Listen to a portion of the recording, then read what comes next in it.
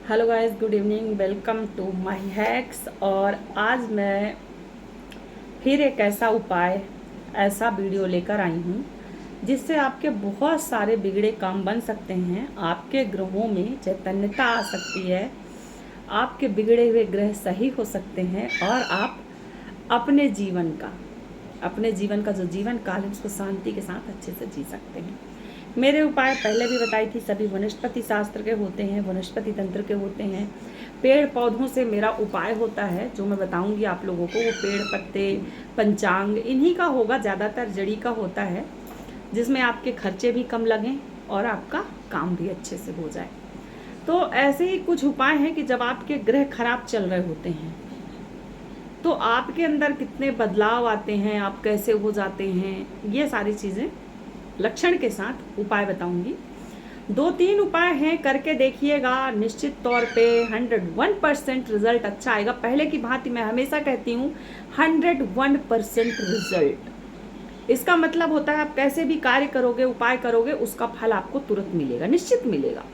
वक्त लग सकता है लेकिन देर नहीं हो सकती है, काम का फल मिलेगा आपको।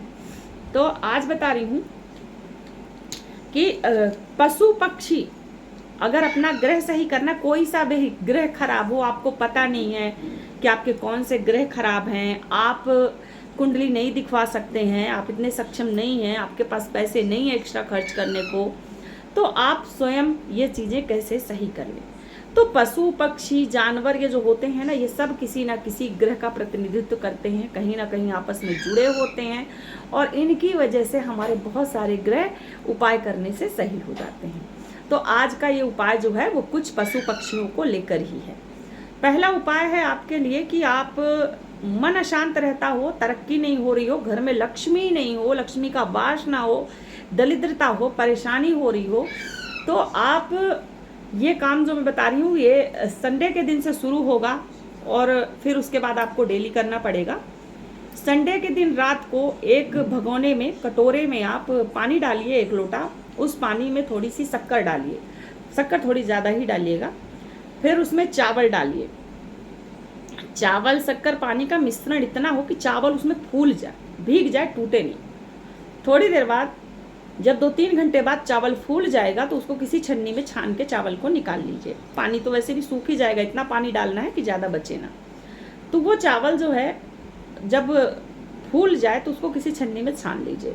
उसको हवा में, कमरे के अंदर, बाहर धूप में नहीं रखना है, उसमें सूर्यदेव की रोशनी न डालें, अंदर कमरे में किसी थाली में रख के उस चावल को सुखा लें। डेली सुबह थोड़ा सा चावल लेके अपने घर के बाहर, जहाँ जीव जंतु रहते हैं, जहाँ चिड़ियाँ आती हैं, जहाँ कौवे आते हैं, पक्षी आते हैं, वहाँ पे वो चावल डालना शुरू कर दें। ऐसा आप अगर 41 दिन तक से 41 दिन 41 दिन 51 दिन कर सकते हैं। अगर आपको फ़ायदा अच्छा लग रहा हो तो आप और दिन कर लीजिए, ताकि इसका और अच्छा रिजल्ट आपको मिले। तो इसका रिजल्ट भी आपको बहुत अच्छा मिलेगा, अनुभव आपका अच्छा रहेगा इस उपाय के साथ, क्योंकि अभी तक जिस जिससे करवाया मैंने सबके बहुत अच्छे रिजल्ट आए हैं। दूसरा उपाय है, अगर आपका गुरु ग्रह खराब होता है तो आपके सबसे ज़्यादा प्रभाव पड़ता है आपके रिश्तों पे, रिश्तों के साथ साथ पैसे पे, पैसे के साथ साथ आपके नेचर पे, बिहेवियर पे, बहुत सारी चीज़ें ऐसी होने लगती हैं गुरु अगर खराब हो जाए तो आप एक काम कर सकते हैं, सोने की अंगूठी दुनिया पहनती, आप बीच वाली उंगलियों में पहनना शुरू कर दीजिए। हर उंगली में पहने ना पहने, मगर एक बीच की उंगली में आप सोने की अंगूठी जरूर पहने। उससे आपका गुरु अपने आप सही होने लगता है, आपकी मानसिक अशांति, आपका नेचर, सब कुछ जो बदलाव आना होता है वो सही हो जाता है। दूसरा हल्दी का उपाय है। गुरुवार के दिन आप 1 चुटकी हल्दी अपने नहाने के पानी में मिलाइए, नहाइए, और थोड़ी सी हल्दी हाथ में लेके, और गंगा जल, हल्दी और गंगा जल, अगर हल्दी का ना, वैसे तो केसर का होता है पर केसर महंगा आता है, इसलिए मैं हल्दी का बताती हूँ। हल्दी के उपाय से भी बहुत जल्दी सब कुछ सही होता है। तो थोड़ी सी हल्दी हाथ में लीजिए, और हाथ में नहीं, किसी प्लेट पे हल्दी और गंगा जल घोल लीजिए। फिर उसके बाद अपने दोनों हाथ में स्वास्तिक बनाइए हल्दी का, उसी हल्दी का दोनों हाथ में स्वास्तिक बनाइए। स्वास्तिक बनाने के बाद जो 4 कोने होते हैं उनके अंदर, स्वास्तिक के अंदर बिंदी जरूर लगाएं। वो बिंदियों का बहुत महत्व होता है, वो 4-4 बिंदी लगाएं।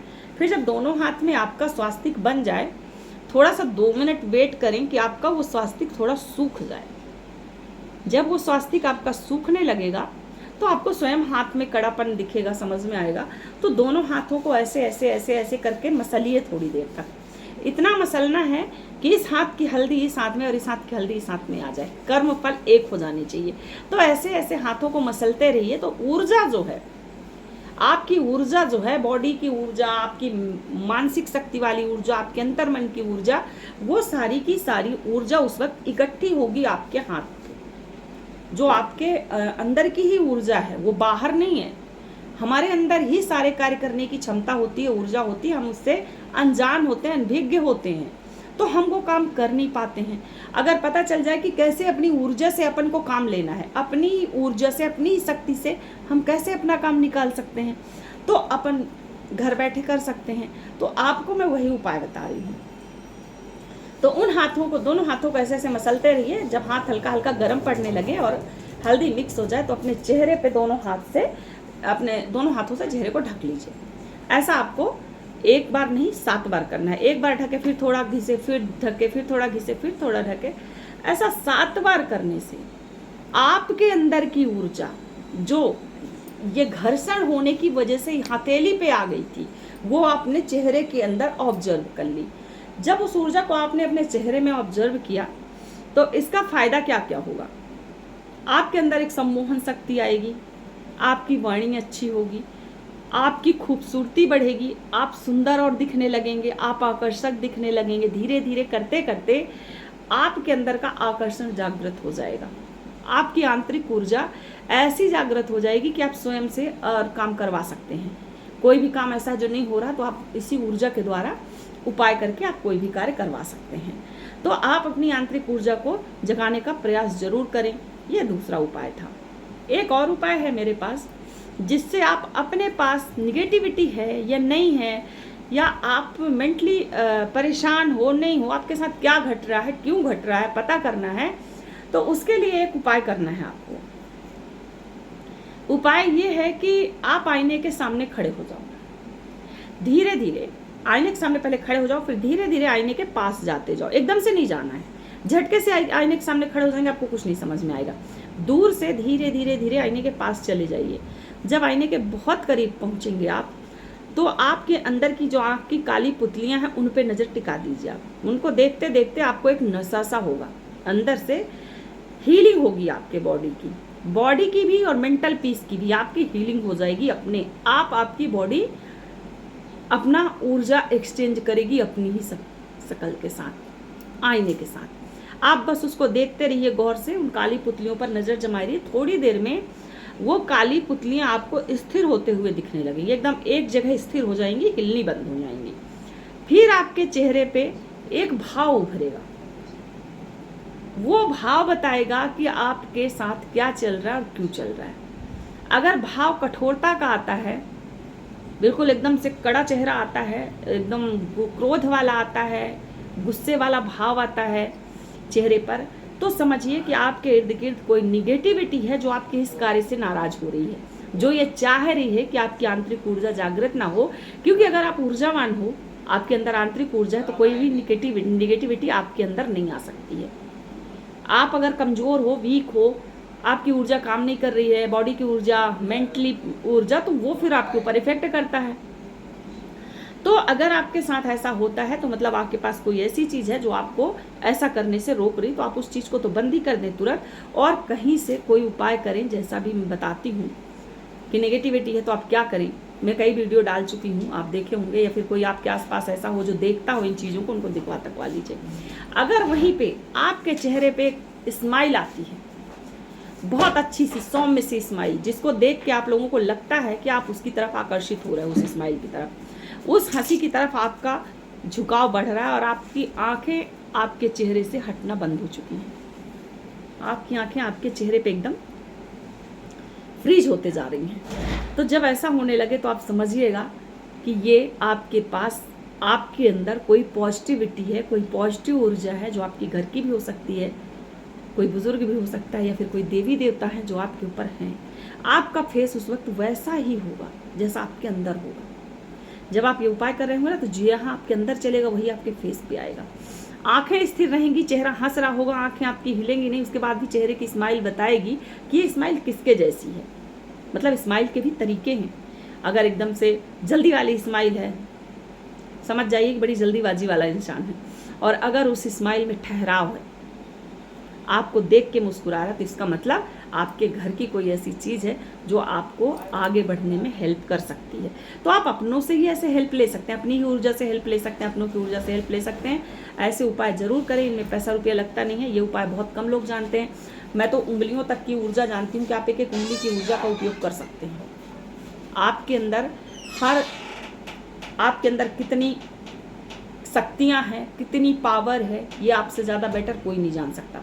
किस चीज़ से रिलेटेड आपके अंदर शक्ति भगवान ने दे के भेजा है, कौन सी शक्ति आपको दे के भेजा है, ईश्वर कौन से कार्य के लिए भेजा है, वो सिर्फ आप महसूस कर सकते हैं, आपको पता चल सकता है। तो अपनी पावर का अंदाज़ा आपको होगा। अगर आप अपनी पावर को पहचानना चाहते हैं, अपने अंदर की ऊर्जा जगाना चाहते हैं, ऊर्जा से आप अपना काम लेना चाहते हैं, अपने आप को सही रास्ते पे लाना चाहते हैं, अपने परिवार को एक अच्छी ज़िंदगी देना चाहते हैं, तो आप ये उपाय ज़रूर करें। और इस उपाय के साथ जब आपको जो भी रिफ्लेक्ट मिले, जो भी आपको इसका रिजल्ट मिले, मुझे ज़रूर कमेंट्स करके बताएं, ताकि मैं आपकी हेल्प कर सकूं आगे भी आपकी बॉडी और आपकी मेंटल हीलिंग में। हीलिंग शब्द छोटा है, लेकिन इसकी परिभाषा बहुत बड़ी है। हीलिंग मतलब आपकी पूरी बॉडी को एक एक ऊर्जा जो डीएक्टिवेट हो चुकी है, आपकी बॉडी की जो ऊर्जा वर्क नहीं कर रही, अपन उसको वर्क पे लाएंगे, उस ऊर्जा को वर्क करने के लिए अपन मजबूर करेंगे। वो होता है हीलिंग। आपकी ही बॉडी की ऊर्जा से होता है, हमारा सिर्फ शब्द लगता है, मानसिक शक्ति आपकी होती है, तब जाके हीलिंग होती है इंसान की। तो आप लोगों को जिसको भी अच्छा रिजल्ट मिले तो गाइज मुझे बताइएगा ज़रूर, ताकि मैं आपकी हेल्प कर सकूँ, मदद कर सकूँ। और मेरा नाम आरती त्रिपाठी, एस्ट्रोलॉजर हूँ, और मैं चाहूँगी कि आप लोग हमेशा ऐसे खुश रहें, सब लोग मस्त रहें, मुस्कुराते रहें, और मुझे कमेंट्स में बताते रहें। धन्यवाद गाइज।